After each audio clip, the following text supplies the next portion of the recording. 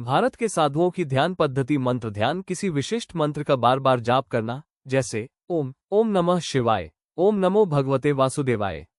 मंत्र की ध्वनि और कंपन मन और हृदय को शांत करती है और मन को ईश्वर चेतना से जोड़ती है।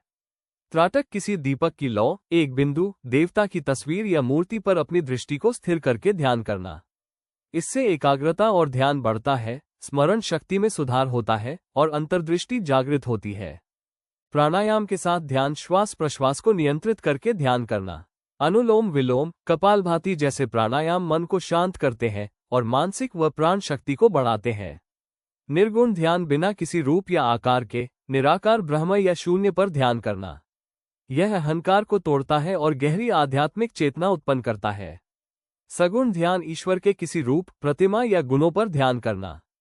इससे भक्ति, प्रेम और समर्पण की भावना पैदा होती है और मानसिक पवित्रता बढ़ती है। कुंडलिनी साधना शरीर के चक्रों, मूलाधार चक्र से सहस्रार चक्र तक को जागृत करने की ध्यान पद्धति। इस साधना के माध्यम से कुंडलिनी शक्ति रीढ़ की हड्डी से होकर ऊपर उठती है और महान ज्ञान की प्राप्ति होती है। मौन साधना लंबे समय तक शांत रहकर अपने भीतर की ध्वनि या आत्मा आवाज को सुनना। इससे बेचैन मन शांत होता है, आत्मा पहचान स्पष्ट होती है और आंतरिक शांति मिलती है। ध्यान के माध्यम से लाभ मानसिक शांति और स्थिरता। ध्यान से मन शांत और स्थिर होता है। भय, क्रोध और आसक्ति से मुक्ति। ये डर, गुस्सा और लगाव जैसी भावनाओं से छुटकारा दिलाता है। एकाग्रता और स्मरण शक्ति में वृद्धि। ध्यान करने से एकाग्रता और याददाश्त बढ़ती है।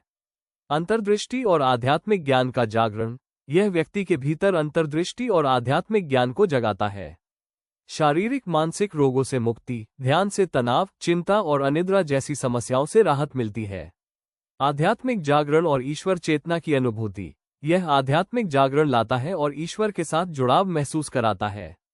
आत्मनियंत्रण और स्पष्ट विचार शक्ति में वृद्धि। ध्यान आत्मनियंत्रण बढ़ाता है और सोचने की शक्ति को स्पष्ट करता है।